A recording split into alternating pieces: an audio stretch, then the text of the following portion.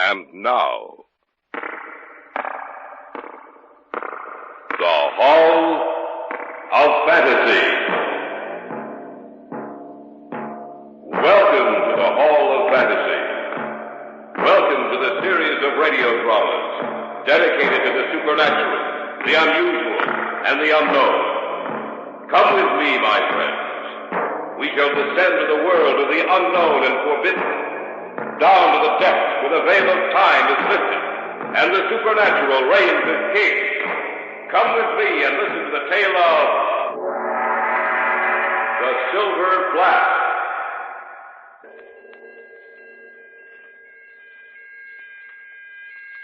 And so it is that the prophecy of Charming shall be fulfilled.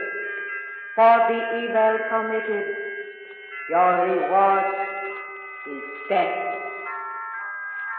And from the mouth of the flask poured a crawling white fog, which became quite dense, and then assumed the size and shape of the demon of the night, and it reached its hands towards his throat. Stay away from me. Stay away from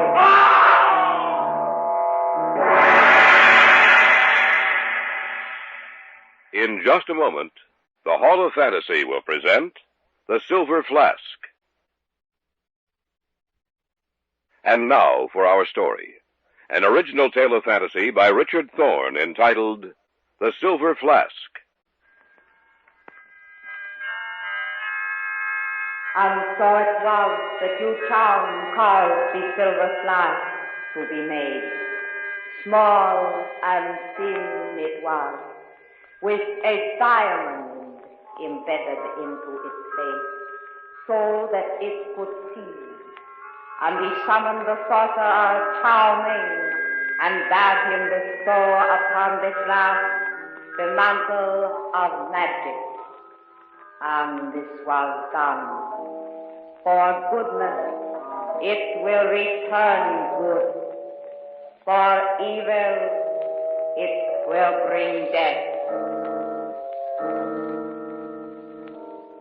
It began commonly enough. Chris and Pat Redfield and I had dropped into an art dealer's shop in the avenue. I don't know what made us go in. I think it's mere circumstance. There was an auction going on. Going once, going twice, 3 times and gone. Sold to the lady in the brown fur coat. Oh, that was a bargain, Chris, a real bargain. I don't know, maybe. I wonder what'll be up next. Probably an old bed warmer. We might as well leave. I don't think there's anything here we'd be interested in, Pat. Oh, just a few more minutes, Chris. But we'll be late for... Oh, all right, Pat, but just a few minutes. Oh, now there's a husband for you. May I ask for your attention once more, ladies and gentlemen? Thank you. Now I ask you to look at the object in front of me. It's a flask, a silver flask, perhaps tarnished a trifle, but silver nonetheless. How old this object is, no one has been able to ascertain. How it came into the possession of this company is a mystery, but the workmanship is definitely Oriental. For a collector's item, it would be perfect. I like the Now, looks of who that. will Bid start for the it, then. bidding on I this think I will. valuable piece of art? Come, ladies and gentlemen, who will be the first to make a bid on the silver flask? Go ahead, Chris. $10. $10. The man in the blue overcoat bids $10. Do I hear 15? 15. 20. $20 for the silver flask before me. $20 is the bid. Do I hear 25? 25. 30. 50. 50. No, Chris. $50 is the bid. $50. Do I hear more? $50 is the bid. Going once. $50 going twice. $50 for the third time. Sold to Mr. Henry Stebbins. Come on, let's get out of here. All right, Chris. You really wanted that flask, didn't you, Chris? Yes, I don't know why, though. Oh, it just caught your eye, that's all, darling. Excuse me. Pardon me, please. Will you let me go through? Look, Chris, there's the man who outbid you. Oh, he seems to be coming over here. He's waving to us. Wonder what he wants. Please, madam, will you let me by? Thank you. Excuse me, sir. I couldn't help but notice you bidding against me. I'm terribly sorry that only one of us could own the silver flask. Oh, it's perfectly all right. Allow me to introduce myself. My name is Stebbins, Henry Stebbins. I'm retired now, you see, and my hobby is collecting unusual art objects. Your name is... Oh, excuse me, Mr. Stebbins. This is Larry Reardon. How do you do? My wife, Pat Redfield. How do you do? And Chris is mine. Really? I'm very pleased to meet you, all of you, you know. Are you by any chance interested in collecting art objects? Mr. Redfield? I have an interest. I'm not a collector. Mr. Redden? I'm afraid I'm in the same category as Chris. I see. Well, I was wondering. I do have a rather good collection, you know, and I hope you won't think it presumptuous, but it's so infrequent that one meets people who are interested in the same things as he. Why don't you, all of you, come to dinner at my house next week? Say Monday?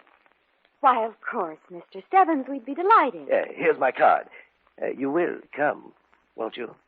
I'm sure you'll find it very interesting.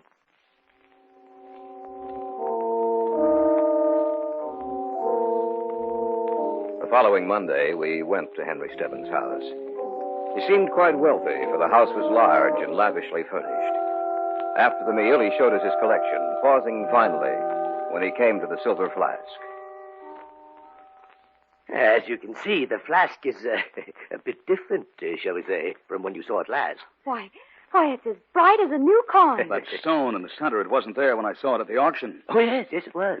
It had been covered over by a thin layer of silver. I noticed the imperfection and took it off. Underneath was the diamond. Are you serious? Are you sure it's a diamond? Oh, quite sure, Mr. Redfield. You see, the silver flask has quite a history. It's really very ancient. How old is it? Oh, at least 3,000 years, possibly more. It's a relic of the Yuan dynasty, lost for over 2 centuries. How do you know these facts, Mr. Stebbins? I've been watching for the flask for several years. Many times I was sure I'd found it, but needless to say, I was disappointed. At last, however, it's in my possession. Would you like to know some of its history? Oh, I yes, should very say. much so. All right, then. It was first ordered made by the Chinese Emperor Yu Zhuan, made for him by the sorcerer Zhao Ming, who also was responsible for a certain jade dagger I would like to possess. Zhao Ming bestowed this magic upon it. For goodness, it would return good, and for evil, it would bring death. The flask was in the family of the Yu Zhuan for many generations. However, 100 years after it was first made, the last of the Zhuans was emperor. A member of his court plotted against him. Strangely enough, the original motivation was possession of the silver flask. But the night he came to steal the flask...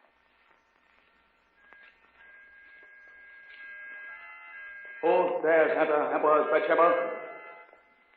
Who is in here? What do you want? Where are you? It is so dark my eyes cannot see. It is pity you not see dagger which brings you death.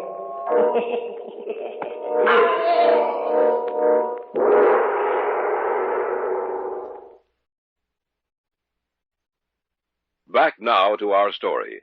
An original tale of fantasy by Richard Thorne entitled The Silver Flask.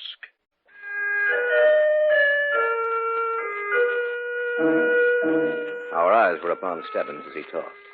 Yet we saw not the man before us, but the scene which his words conjured up in our minds. Is this story true, Mr. Stebbins? Every word of it, Mr. Redden. Is that all to the story? Oh, no, not at all. There's a good deal more to it. A good deal. I'd like to hear the rest of the story. You're sure I'm not boring you? No. All right, then. Let me see. Where was I? The Emperor had just been murdered. Oh, yes. What had originally started as a covetous fascination about the silver flask resulted in the murder of the last of the Juans. The killer knew of the supposed magical properties of the flask, yet he thought it only legend, with no true significance. He took the silver flask with him when he left the side of the murdered emperor. No one knew of the emperor's death. When the killer retired for the night, he put the silver flask next to his bed. But he was unable to get to sleep, and his gaze was drawn to the diamond in the flask, the all-seeing eye that Zhao Ming had given it.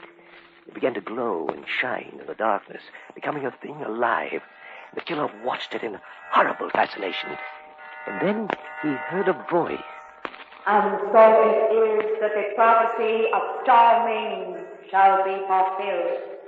For the evil committed, your reward is death. And from the mouth of the flask poured a crawling white frog which became dense, and then assumed the size and shape of the demon of the night, and it reached its hands toward his throat. Stay away from me. Stay away from me. So perished the killer of the last of the Juans. It's a rather fantastic story. Fantastic? Perhaps. The pattern has been repeated many times since, and perhaps it will be again. There is something quite fascinating about it. Yes, Mr. Redfield. Quite fascinating. Of course, all that happened many years ago. I don't believe it's actually true. It's probably like so many other legends that change during the passage of the centuries. Endows a person or object with supernatural power. Even though what actually occurred originally was nothing out of the ordinary. Oh, that's quite possible, Mr. Reardon. But as a collector of these objects and their histories, I much rather prefer to believe the legend, as you call it. Chris? Chris? What? Oh, you're so quiet. What were you thinking about? It's really quite fascinating. The flask. I can hardly take my eyes off it.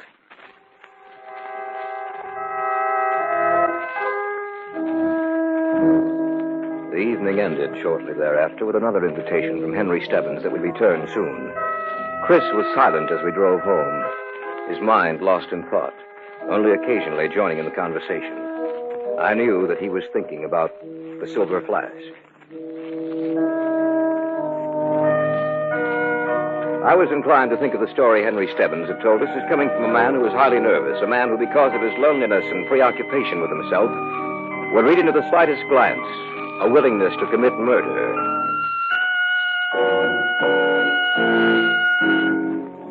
Three days later, Pat Redfield dropped into my office.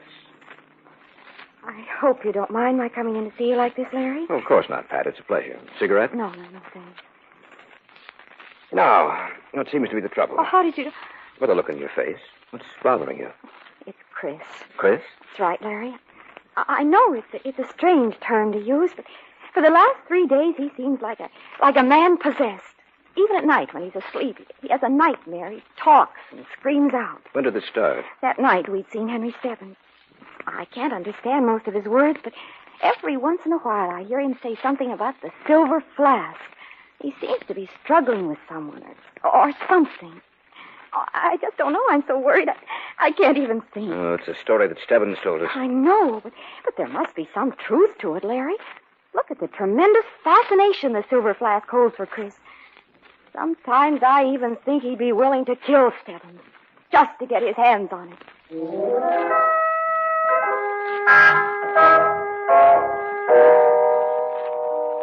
In the evenings, I took to parking my car across the street from Stebbins' house to see who his callers might be. About a week after Pat had been to my office, I'd been parked across from his house for several hours. It was almost midnight, and I was on the point of starting my car and driving home, when on my side of the street, about half a block away, I saw a familiar figure walking towards me.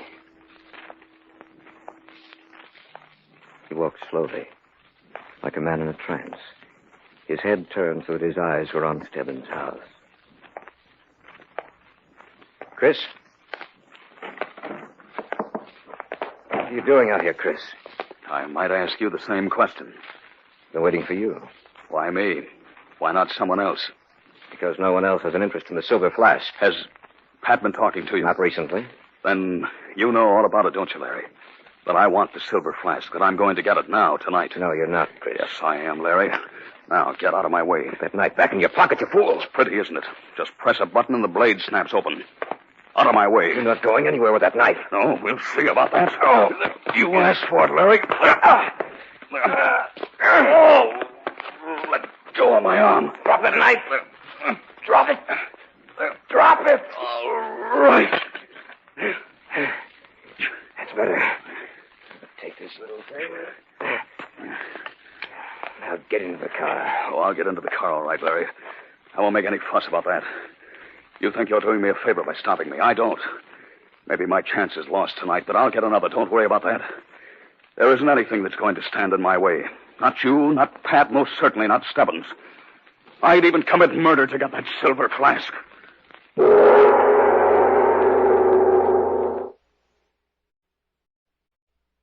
Back now to our story.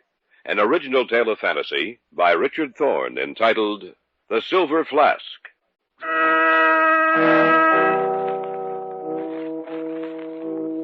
Chris was quiet and sullen as I drove him home. He didn't say a word to me all the while we were together. I watched him enter the front door of his house, and I drove back to my apartment. When I got there, I called Henry Stebbins. Hello? Mr. Stebbins, this is Larry Reardon. Oh, yes. You'd better make sure that your house is locked up tight from now on. Your friend? Yes. I've been watching the front of your house for several nights. Tonight, about midnight, I saw Chris.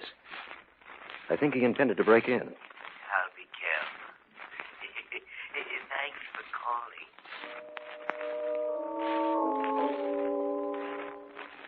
In the morning, for some reason, Henry Stebbins phoned first the Redfields and then me, and asked us to come to dinner that night.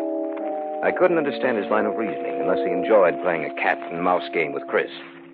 Pat didn't want to go, but Chris insisted, and promptly at 7 we were at Stebbins' house. We finished the meal and adjourned to the library. I'd like to see your collection again, Mr. Stebbins. Oh, I'll be glad to show it to you. Would you two like to come with us? No, I'll stay here if you don't mind. So will I. All right. Then just you and I'll go to see it, Chris. Suits me. We'll be back in a little while. I wonder if we should have let him go alone. Chris won't try anything while we're here, Pat. I hope you're right. Besides, I'm sure that Stebbins can protect himself. Oh, I'm worried about him, Larry. Chris has changed so. When we're alone, he never says anything anymore. He just doodles on a scratch pad with a pencil. Always draws the same picture. The silver flask? Yes. I think something's wrong with his mind. Oh, I don't think it's any... Just a minute, Mr. Redfield. Where is it? Where's the silver flask? Come on, Pat. We shouldn't have let him go alone. I figured it would be best to put the flask away. I know it disturbs you quite strongly. I could kill you, We've Stebbins. got to stop them, Larry. Don't worry. Now, stay away from me, Redfield. You'd be better off dead. All right, now, stop it. Stop it, both of you. He knew I wanted to see the flask. He hid it on purpose. Thought it would be the wisest thing to do. Oh, Chris, how could you do such a thing? Let's just forget this ever happened. Well, I'm perfectly willing to do that, you know. I really don't mean to gloat, Mr. Redfield, but I have the silver flask and you haven't, and I know you wanted it. Why, you... You see, that's why I hid it from you. After all, as long as you don't know where it is, my life is safe. Isn't that right?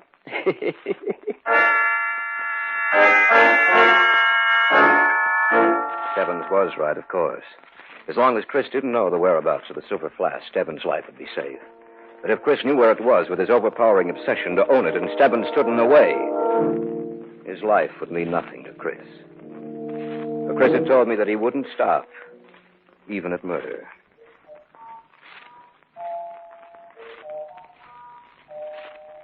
And so it was that you, Thorne, caused the silver flask to be made.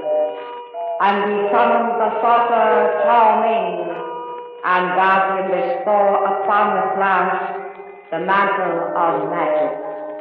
And this was done. 2 days later, I was home in the apartment. I'd sat down with a good book, and it was about 11 o'clock when the phone rang.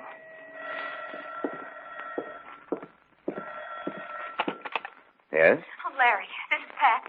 You'd better go over to the Stebbins house right away. Why? Chris came home this evening, sat, fidgeted all night long, and then about 15 minutes ago, he muttered something about the silver flask and ran out of the house. You think he was going to see Stebbins? Yes, I think so. You have to hurry over there, Larry, before he does anything. Have you called Stebbins? Yes, I warned him. But Chris might do anything. Oh, go over there, Larry. See that there's nothing wrong. I have the strangest feeling that Stebbins is going to die tonight.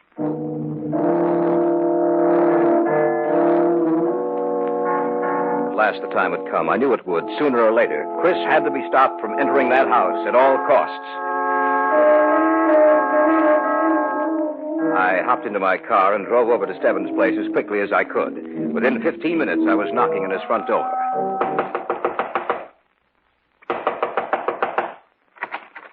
Oh, I'm glad you came, Larry. Pat phoned you, didn't she? Yes, I'm sorry I took so long coming through the door, but I was looking out the front window to see who it was.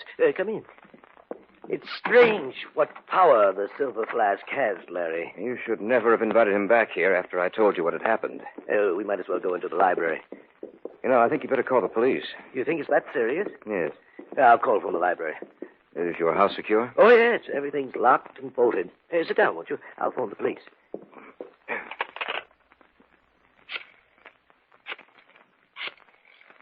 Stebbins, the flask still hidden? What? Oh, no. It's over there on the table. Perhaps the police can send a man out and you'll be able to go home. Oh, hello? My name is Henry Stebbins. I have good reason to believe that someone is going to make an attempt on my life tonight. What? Name? Chris Redfield. He's wanted something of mine for some time. He'll do anything to get it. Yes, I'd appreciate that. Thank you very much. I'll have a man out here in 15 minutes. I didn't tell you that Chris had a knife the night he came here to kill you, did I? No, you didn't. Well, that's funny.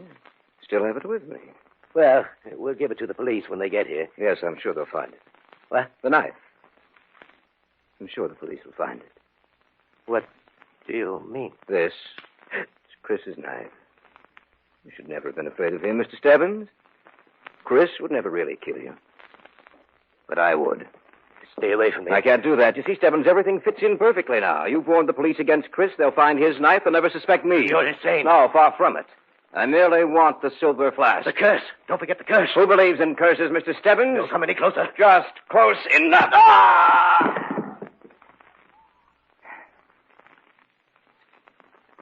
Good night, Mr. Stebbins.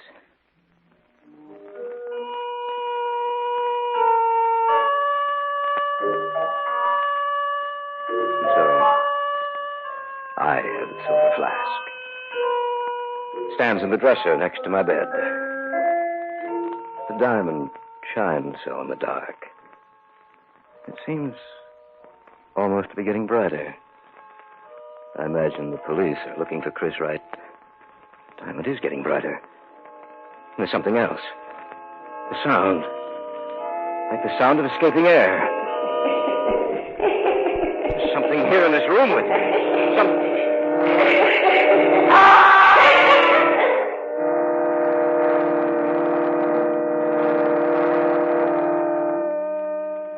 And so it was that you, John, caused the silver flask to be made.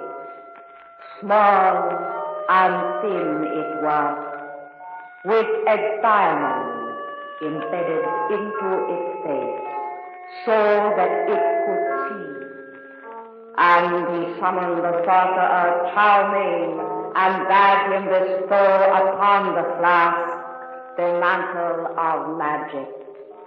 And this was done. For goodness it will return good, for evil it will bring death.